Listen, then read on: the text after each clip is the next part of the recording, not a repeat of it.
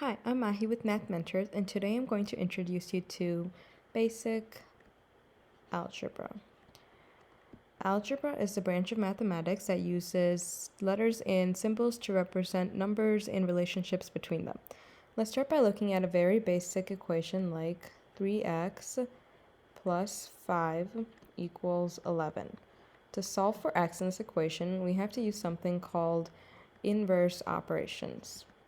And what an inverse operation is an operation that helps you get back to the original number. So operations.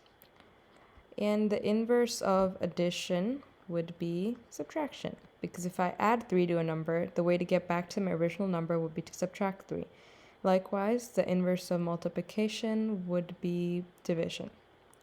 Okay, let's look at our example here.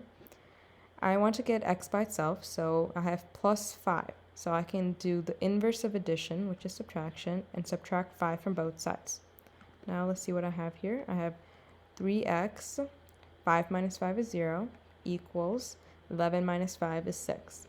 And I did it to both sides because when an equation, you want both sides to be equal. So what I do to one side, you have to do to the other.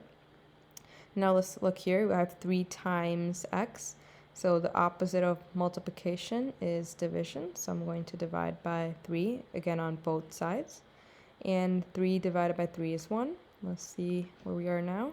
We have x equals to 6 divided by 3, which is 2. Now we can do a check step to make sure our answer was right. So I'm just going to plug my answer back into the original equation. 3 times 2 plus 5 equals 11. Now I can simplify this side to see if I got the right answer.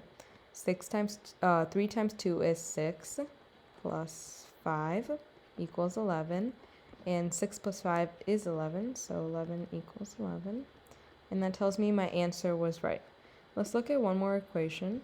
And the check step is optional, but it's nice to get in a habit of checking your answer to make sure you got the right, especially with algebra when you can. Okay, so let's look at an example. 4y minus 7 equals 17. So I want to get y by itself. So I have a minus 7 here. And the opposite or inverse of subtraction is addition.